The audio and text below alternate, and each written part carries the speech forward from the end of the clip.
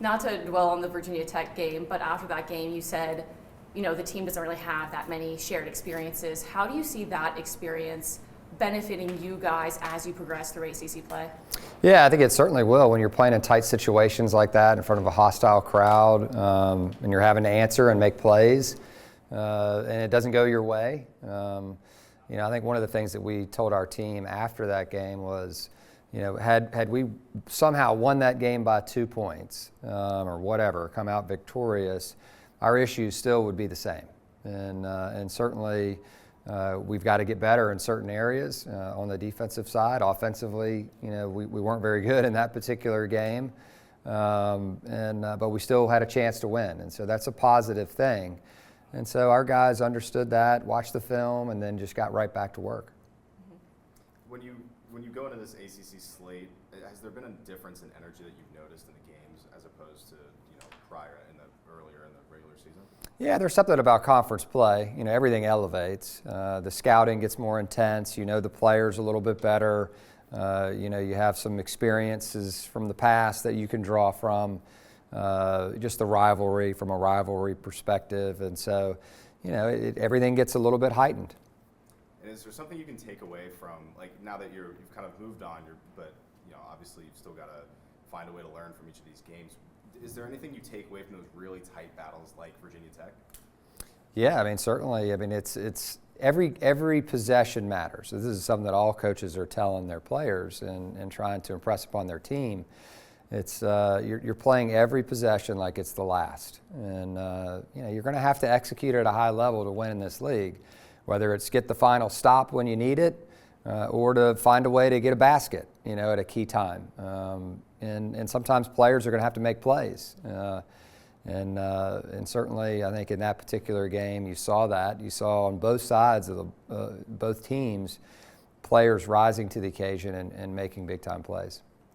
Sam, I believe, didn't have any points at Virginia Tech and then obviously turned around for that NC State game. What have you just seen from him, from the mental preparation side as well as physical? Sam was locked in, for this particular game, and certainly he knew that he didn't play his best in the Virginia Tech game, and like any competitor would, you want to come out and play better, in the next one, and he did it through practice, in his preparation leading up, to that NC State game. So we were all happy to see him be more like himself. So far this season, it feels like any guy can step up any given night. What does that say about your system and then also the versatility that you have on your team?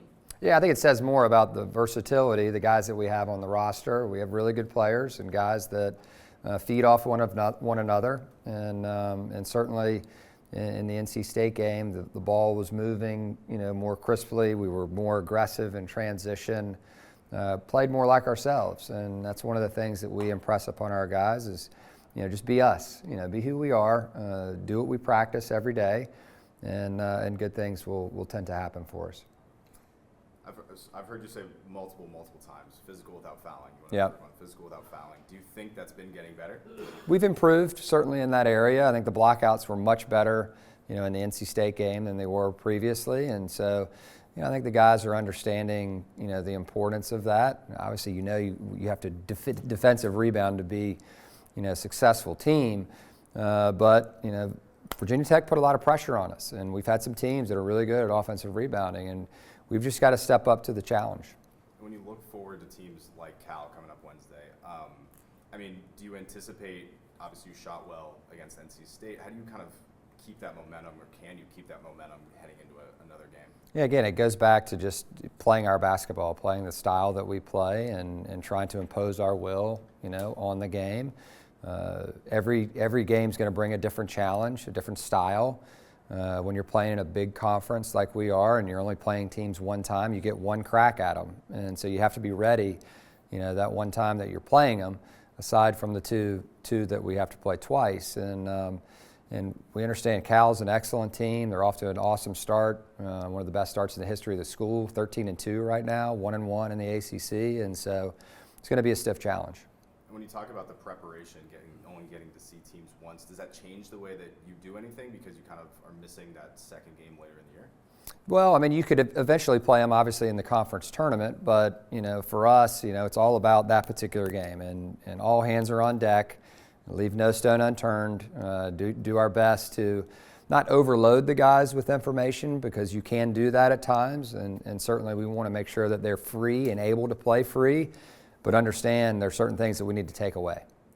Because you have so many different guys that can step up at any given moment, do you think that unpredictability makes it harder for other teams to scout and then defend? I'd like to think so. When you have multiple guys that can make shots from behind the arc, you have multiple guys that can dribble, have several guys that can post up in and around the rim, you have shot blockers at the rim. I'd like to think that, it does make us more difficult to play against.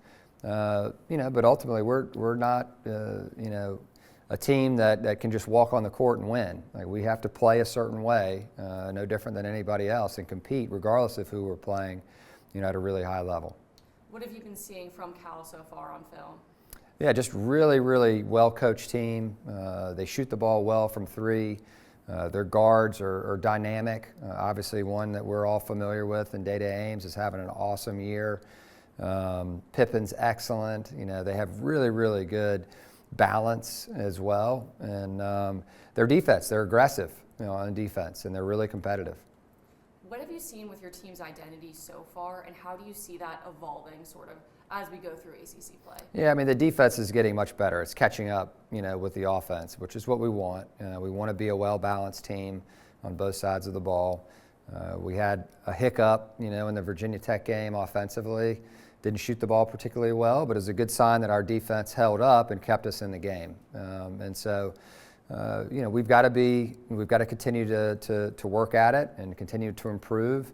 By no means are we a finished product. At this point, we haven't reached our potential. I think that's what's so exciting for us as coaches and players, is we want to continue to work with these guys and help them improve. And we've even talked about it a little bit, but it's the difficulties of trying to make a team mesh this early in the season.